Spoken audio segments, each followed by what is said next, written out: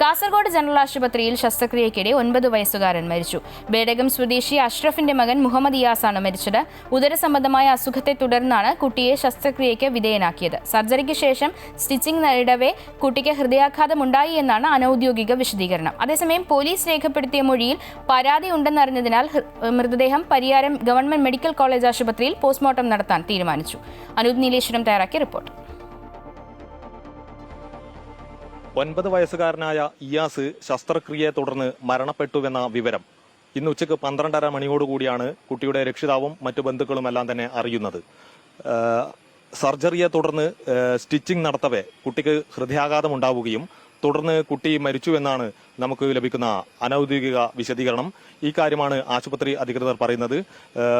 ഹൃദയാഘാതത്തെ തുടർന്ന് 9 വയസ്സുകാരൻ മരിച്ചു എന്നാണ്. എന്നാൽ ഇതുമായി ബന്ധപ്പെട്ട് കുട്ടിയുടെ രക്ഷിതാവും ബന്ധുക്കളും ചേർന്ന് പോലീസിൽ പരാതി നൽകി. ഇതിന്റെ അടിസ്ഥാനത്തിൽ മേൽ നടപടികൾ സ്വീകരിക്കണമെന്ന് ആവശ്യപ്പെട്ടതിന്റെ അടിസ്ഥാനത്തിൽ കുട്ടിയുടെ മൃതദേഹം പോസ്റ്റ്മോർട്ടത്തിനായി പരിയാരം മെഡിക്കൽ കോളേജിലേക്ക് കൊണ്ടുപോവുകയാണ്.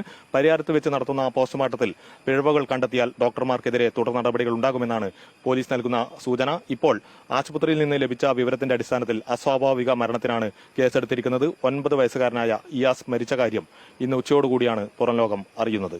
ക്യാമറമാൻ സതീഷ് ഉദുമയ്ക്കൊപ്പം അനൂപ് നീലേശ്വരം, അമൃത ന്യൂസ്, കാസർഗോഡ്.